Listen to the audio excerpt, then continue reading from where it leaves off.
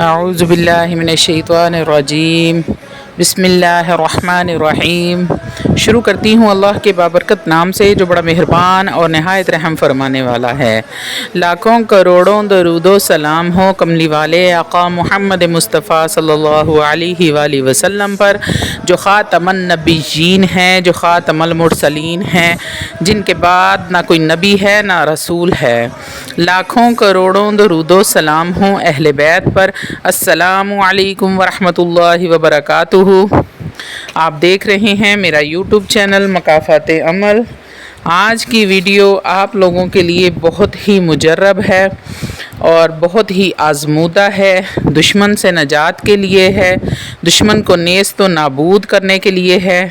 بڑا ہی آزمودہ اور مجرب عمل ہے، ہزاروں لوگوں کا آزمایا ہوا ہے۔ جیسے ہی آپ اس عمل کو کرتے ہیں رزلٹ 3 دن کے اندر اندر آپ کے سامنے آ جاتا ہے۔ یہ عمل ہے یا جبارو یا قہارو کا، جو 3 پتھر پر آپ نے کرنا ہے اور دشمن کے گھر کے آگے پھینک دینا ہے۔ 3 دن کے اندر ہی آپ کو دشمن کے حالات پتہ چل جائیں گے۔ اللہ والو، یہ 1 دن کا عمل ہے صرف۔ اگر آپ اس عمل کو میرے بتائے ہوئے طریقے سے کرتے ہیں تو آپ کا دشمن اپنی موت خود ہی مر جاتا ہے، نیست و نابود ہو جاتا ہے۔ اللہ رب العزت کی ذات پاک ہے، جس کو چاہے ہدایت دے، جس کو چاہے نیکی کے راستے کی طرف لگا دے، اور جس کو چاہے نیست و نابود کر دے، راہ راستے سے بھٹکا دے۔ اللہ والو، کبھی کبھار اپنے معاملات اللہ کے سپرد بھی کر دیا کرو، تاکہ خود بدلہ لینے اور جادو ٹونے کا سہارا لے کر اپنے غصے کے جذبات کی وجہ سے اللہ کے سامنے شرمندہ نہ ہونا پڑے۔ کبھی کبھار معاملات اللہ پر چھوڑنے سے اللہ رب العزت خوش ہو کر فیصلہ آپ کی مرضی کے مطابق کر دیتے ہیں، کیونکہ وہی پاک ذات ہے جس کی مرضی کے بغیر پتہ بھی نہیں ہل سکتا۔ تو اللہ والو، اپنے معاملات کو اللہ کے سپرد کر دیا کرو، کیونکہ وہ بہتر نہیں بہترین فیصلہ کرنے والا ہے۔ آپ لوگوں سے ایک سچا واقعہ شیئر کروں گی جو کہ سیال کوٹ کی رہنے والی ایک بہن کا ہے۔ ان کا کہنا ہے کہ وہ اللہ رب العزت کے ساتھ بہت زیادہ رغبت رکھتی تھی۔ ان کا معاملہ یہ تھا کہ وہ اپنے ہر معاملات کو اللہ رب العزت کے سپرد کر دیتی۔ ان کا ایک بیٹا تھا جو کہ بہت فرمانبردار اور بہت ہی زیادہ تابعدار تھا، نہایت ہی وہ تابعدار اور لائق فائق بچہ تھا۔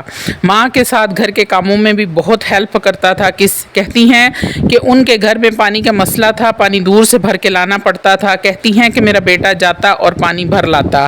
ایک دن ایسا ہوا کہ وہ فجر کے لیے اپنے بیٹے کو جگاتی نہیں تھی، وہ خود ہی اٹھ جاتا تھا اور نماز ادا کرتا۔ وہ ناشتہ بنانے لگی تو بیٹا ابھی تک اٹھ کر نہیں آیا۔ بڑی پریشان ہوئی کہ آج کیا معاملہ ہے، کیوں نہیں آیا۔ انہوں نے کافی دروازہ بجایا، پھر بھی وہ نہیں اٹھا اور نہ ہی دروازہ کھولا۔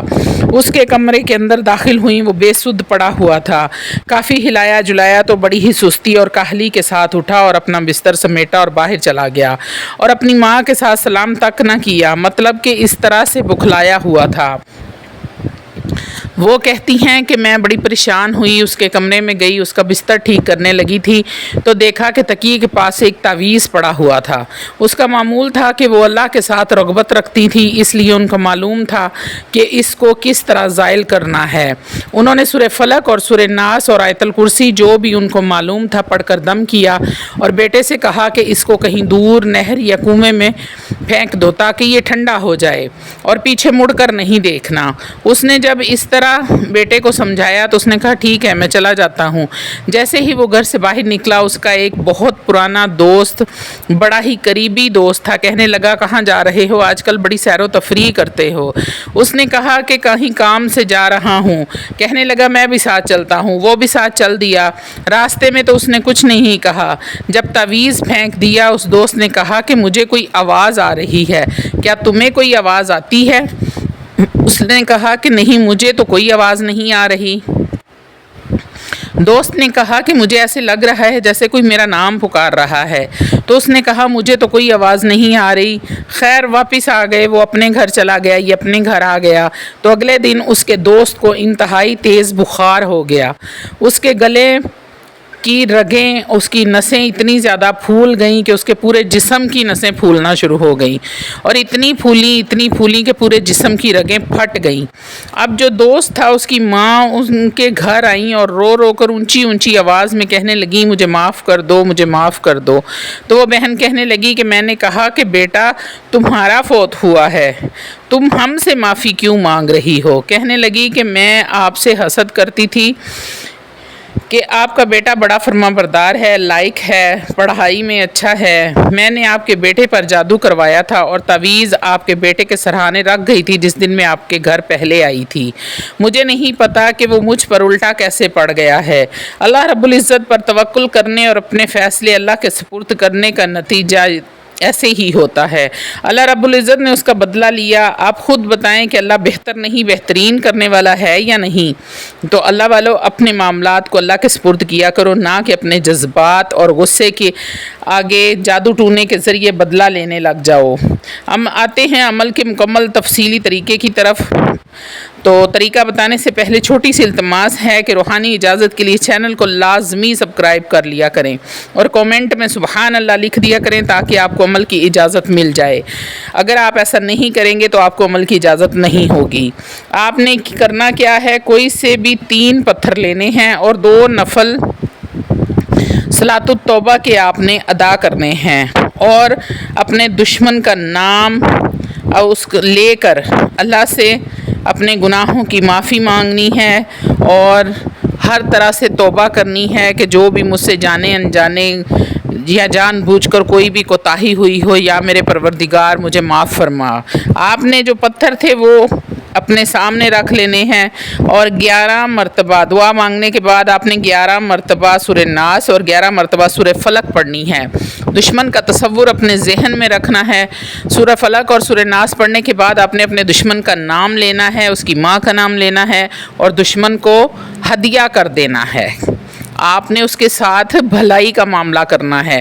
آپ نے سورہ ناس اور سورہ فلق پڑھ کر جب اس کو ہدیہ کرنا ہے تو اس کے ساتھ آپ نے اس کے بعد 1000 مرتبہ یا جبارو یا قہارو پڑھنا ہے۔ 3 پتھر سامنے رکھ لینے ہیں، تصور میں دشمن کا نام اور اس کی ماں کا نام لینا ہے، اور آپ نے پتھروں پر پھونک نہیں مارنی، آپ نے دشمن کا تصور کر کے دشمن کے چہرے کی طرح آپ نے پھونک مارنی ہے۔ جیسے ہی 1000 مرتبہ آپ کا پورا ہوتا ہے، آپ نے دشمن کے چہرے تصور میں دشمن کے چہرے پر دم کر دینا ہے۔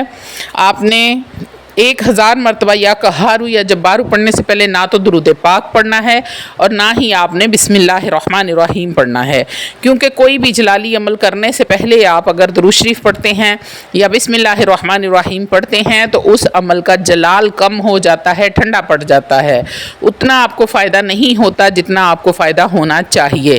تو اس لیے آپ نے بالکل بھی درود پاک نہیں پڑھنا، بلکہ اعوذ باللہ من الشیطان الرجیم یا قہارو یا جبارو یا قہارو یا جبارو، آپ نے اس طرح ورد کرنا ہے۔ اللہ والو بار بار آپ کو ہر ویڈیو میں نے یہ بات بتائی ہے کہ آپ نے جو بھی عمل کرنا ہے بالکل ایمانداری سے کرنا ہے اور کسی کے ساتھ آپ نے ناجائز نہیں کرنا۔ اگر آپ اس عمل کو ناجائز کرتے ہیں، آپ روحانی اجازت لے کر اس عمل کو کرتے ہیں اور آپ کا مقصد ناجائز ہے، تو اللہ تعالیٰ آپ کو دنیا میں ہی عبرت کا نشان بنا دے گا اور اس کا الٹا نقصان آپ کو ہوگا۔ اس کے ذمہ دار آپ خود ہوں گے، ہم اس کے ذمہ دار نہیں ہیں، کیونکہ ہم نے یہ عمل آپ کو بتایا ہے اور اجازت دی ہے۔ کرنے والے پر یہ ہوتا ہے کہ وہ جائز مقصد کے لیے کرتا ہے یا ناجائز مقصد کے لیے کرتا ہے۔